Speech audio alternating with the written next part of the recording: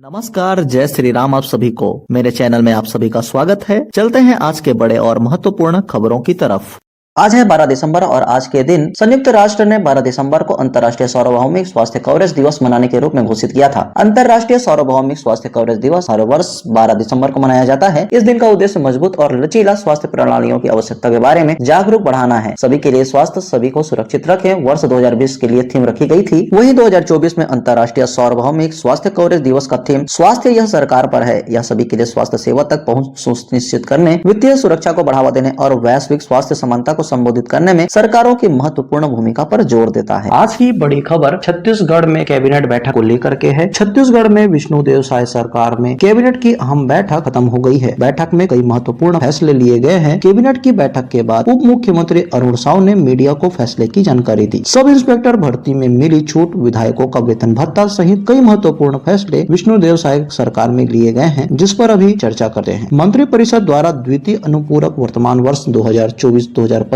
का विधानसभा में उपस्थापन के लिए छत्तीसगढ़ विनियोग विधेयक 2024 के प्रारूप का अनुमोदन किया गया। मंत्रिपरिषद ने प्रदेश के अनुसूचित जनजाति वर्ग के युवाओं के छत्तीसगढ़ पुलिस में भर्ती के लिए महत्वपूर्ण निर्णय लेते हुए उम्मीदवारों के लिए ऊंचाई और सीना के निर्धारित मापदंड में एक बार के लिए छूट प्रदान करने का निर्णय लिया गया, जिसके तहत छत्तीसगढ़ पुलिस में सूबेदार, उप निरीक्षक संवर्ग, प्लाटून कमांडर की सीधी भर्ती प्रक्रिया वर्ष 2024 में निर्धारित न्यूनतम ऊंचाई 163 सेंटीमीटर तथा सीना बिना पुलाए 78 सेंटीमीटर एवं पुलाने पर 83 सेंटीमीटर केवल अनुसूचित जनजाति वर्ग के पुरुष अभ्यर्थियों के लिए केवल एक बार के लिए छूट देने का निर्णय लिया गया। वहीं छत्तीसगढ़ विधानसभा सदस्य वेतन भत्ता और पेंशन विधेयक 2024 के प्रारूप का अनुमोदन भी किया गया। वहीं छत्तीसगढ़ राज्य में डेयरी उद्यमिता को प्रोत्साहन देने एवं दुग्ध संकलन तथा प्रसंस्करण में वृद्धि हेतु राष्ट्रीय डेयरी विकास बोर्ड के साथ MOU करने का निर्णय लिया गया। इससे नवीन तकनीक के उपयोग के साथ ही दुग्ध महासंघ के प्रसंस्करण क्षमता में वृद्धि होगी। अनुसूचित क्षेत्रों में दुधारू पशु उत्प्रेरण से स्वरोजगार में वृद्धि के साथ ही दुग्ध उत्पादन की लागत कम होगी तथा दुग्ध उत्पादकता में वृद्धि के साथ ही प्रदेश के दुग्ध उत्पादक कृषकों के दुग्ध विक्रय के लिए सुदृढ़ व्यवस्था स्थापित हो सकेगी। राजधानी रायपुर में 15 जनवरी से 15 फरवरी 2025 तक आयोजित ऑटो एक्सपो के दौरान वाहनों के लाइफ टाइम रोड टैक्स पर एक मुश्त 50% की छूट दिए जाने का निर्णय लिया गया है तथा प्रदेश के सभी डीलरों को इस सुविधा का लाभ वाहन क्रेताओं को दिलाने के निर्देश दिए हैं। वहीं अगली खबर, छत्तीसगढ़ में खेलों के लिए सुदृढ़ वातावरण तैयार करने, खेल संस्कृति को बढ़ावा देने तथा राज्य के खिलाड़ियों के लिए सुदूर ग्रामीण अंचलों से लेकर जिला मुख्यालयों में खेल हेतु आधारभूत संरचनाओं के निर्माण के लिए मंत्रिपरिषद की बैठक में छत्तीसगढ़ क्रीड़ा प्रोत्साहन योजना के क्रियान्वयन के लिए कार्य योजना का अनुमोदन किया गया। इसके तहत छत्तीसगढ़ में खेल क्लब को बढ़ावा देने, खिलाड़ियों को प्रतियोगिता में भाग लेने के लिए संबंधित पंजीकृत समितियों को खेल प्रतियोगिताएं आयोजित करने पर आर्थिक सहयोग प्रदान किया जाएगा। छत्तीसगढ़ पारंपरिक खेलों को पुनर्जीवित किया जाएगा। ओलंपिक खेलों को ग्रामीण तथा नगरीय क्षेत्रों में बढ़ावा देने के साथ ही राज्य के खिलाड़ियों को अंतर्राष्ट्रीय स्तर की प्रतियोगिता में भाग लेने पर उनको 100% यात्रा व्यय तथा खेल उपकरण की सुविधा देकर प्रोत्साहित भी किया जाएगा। वही अगला फैसला, खरीफ विपणन वर्ष 2024-25 में समर्थन मूल्य पर उपार्जित अतिशेष धान के निराकरण के संबंध में गहन विचार विमर्श किया गया। कैबिनेट ने खरीफ सीजन में उपार्जित 100% धान की कस्टम मिलिंग उसी खरीफ सीजन में पूरा कर जमा कराने तथा इस साल के अतिशेष धान का चावल केंद्रीय पूल के अंतर्गत भारतीय खाद्य निगम में सितंबर 2025 तक उपार्जित किए जाने के लिए लक्ष्य वृद्धि हेतु प्रस्ताव धान खरीदी समाप्त होते ही भारत सरकार को पुनः भेजे जाने के संबंध में भी चर्चा की गई तथा अतिशेष धान का निराकरण नीलामी से करने की अनुमति दी गई है। खरीफ विपणन वर्ष 2024-25 में समर्थन मूल्य पर उपार्जित धान की कस्टम मिलिंग प्रोत्साहन राशि 80 रुपए करने का निर्णय लिया गया।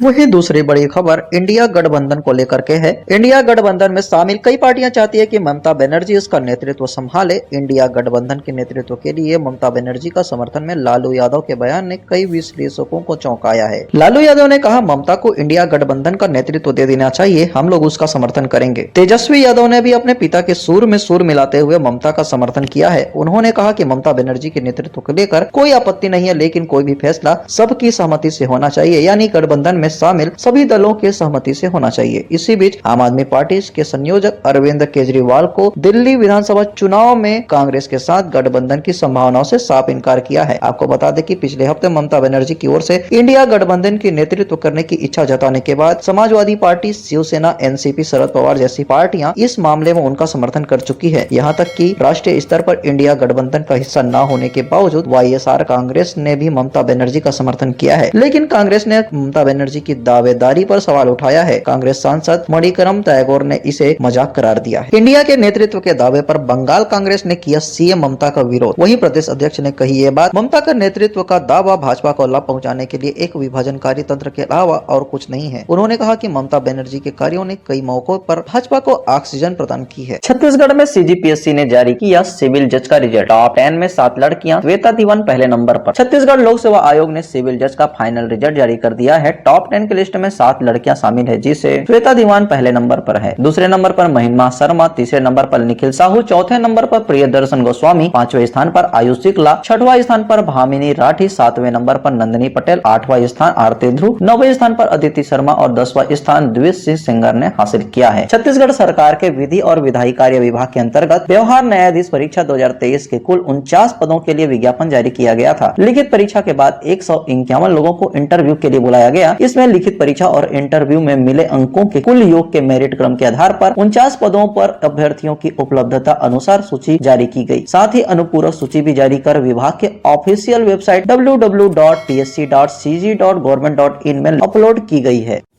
महादेव सट्टा ऐप के प्रमोटर्स ने प्रदीप मिश्रा पर बरसाए फूल। वीडियो में आप स्पष्ट रूप से देख सकते हैं। दुबई में कथा कार्यक्रम में दीप के सौरभ, रवि उपलव, कांग्रेस बोली क्या करिए डबल इंजन की सरकार। आपको बता दें कि महादेव ऑनलाइन सट्टा ऐप के प्रमुख प्रमोटर सौरभ चंद्राकर और रवि उपलव दुबई में पंडित प्रदीप मिश्रा की शिव पुराण कथा में नजर आए। सौरभ चंद्राकर और रवि उपलव ने कथावाचक प्रदीप मिश्रा पर फूल बरसाए। इसका वीडियो सोशल मीडिया पर तेज वायरल हो रहा है। इस पर छत्तीसगढ़ कांग्रेस के प्रदेश अध्यक्ष दीपक बैज ने केंद्र और राज्य सरकार को घेरा है। उन्होंने कहा कि अब डबल इंजन की सरकार है। डबल इंजन की सरकार क्या कर रही है? सिर्फ मीडिया में बयान देने से डबल इंजन की सरकार नहीं हो जाती। इनके पास सारी ताकत है, फिर भी कुछ नहीं कर रहे हैं। छत्तीसगढ़ के जसपुर का मधेश्वर पहाड़ विश्व का सबसे बड़ा प्राकृतिक शिवलिंग, golden book of world record में दर्ज हुआ नाम। सीएम बोले पर्यटन उपलब्धियों में नया आयाम। छत्तीसगढ़ के जसपुर जिले में स्थित मधेश्वर पहाड़ को शिवलिंग की विश्व की सबसे बड़ी प्राकृतिक प्रकृति के रूप में मान्यता मिली है। इस ऐतिहासिक उपलब्धि को golden book of world record में स्थान मिला। रिकॉर्ड बुक में लार्जेस्ट नेचुरल फैक्सिमिली ऑफ शिवलिंग के रूप में मधेश्वर पहाड़ को दर्ज किया गया है। सीएम साय ने इसे प्रदेश के पर्यटन की उपलब्धियों में एक नया आयाम बताया। यह मधेश्वर पर्वत छत्तीसगढ़ राज्य के जसपुर जिले के कुनकुरी ब्लॉक में स्थित है।